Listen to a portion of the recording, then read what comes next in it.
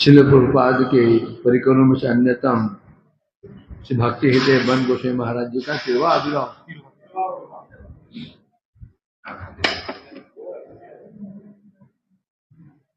तो थोड़ा चर्चा कर लेते हैं 5-10 मिनट।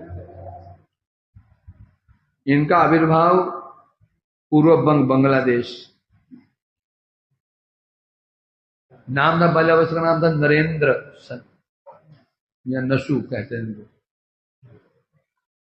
बचपन से परम भक्तिमान,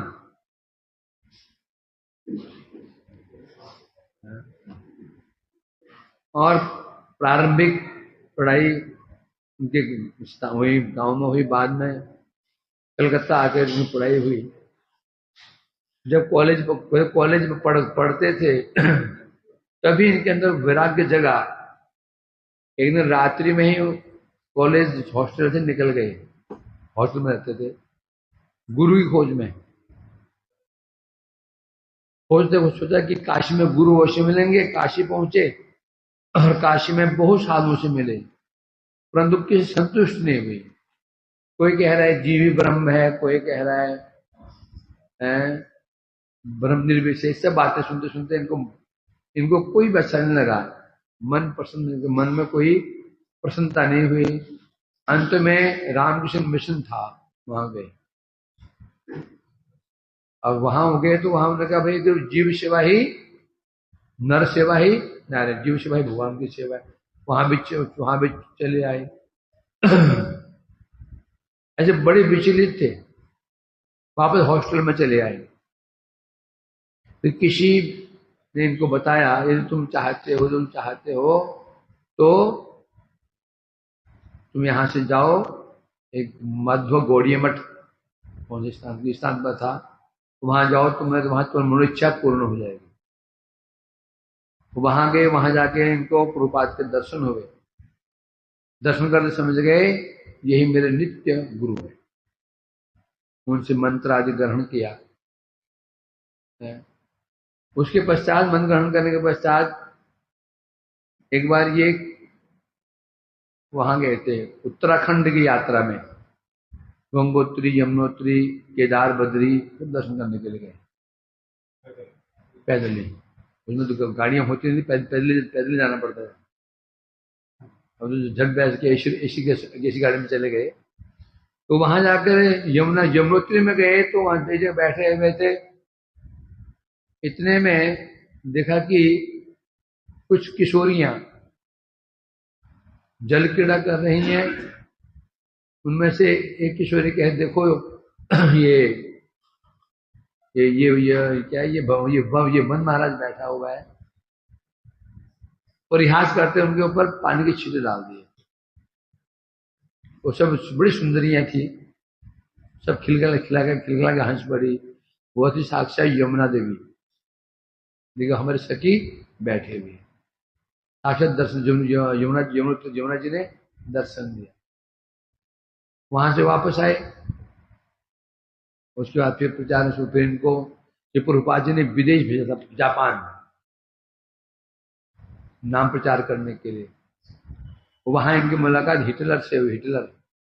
हिटलर की समय हिटलर बड़ा ही क्रूर टाइप के व्यक्ति सुनते हैं, तो उसने इनको समय दिया था कुछ क्षण, कुछ मिनट।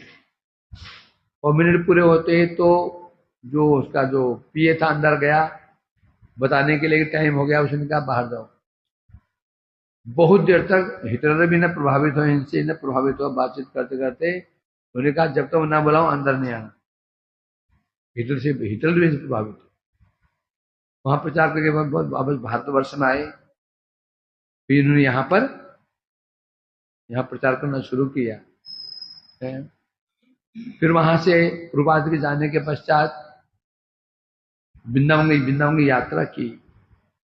होते काशी में निवास किया। काशी में निवास करने के बाद एक दिन गंगा जी में इनको शिव जी के दर्शन हुए। शिव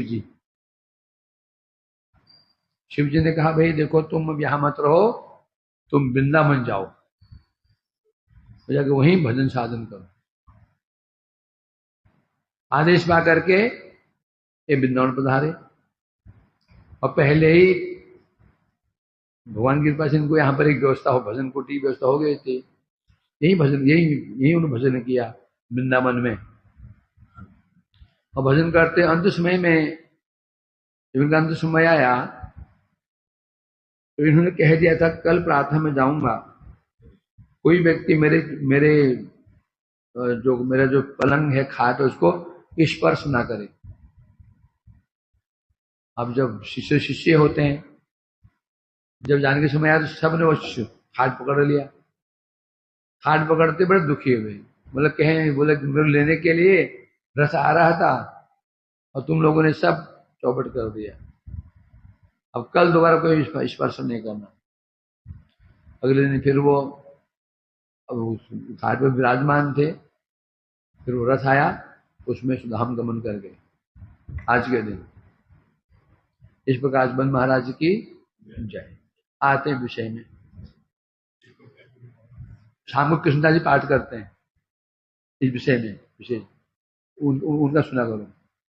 इसमें जिस चीजों विशेषज्ञ हैं कौन? कृष्णदास जी। उनका कोई आता है ना, कथा आती है, क्योंकि हमारे प्रश्न चल रहा है, हमारा प्रश्न छूट जाएगा, है ना, बहुत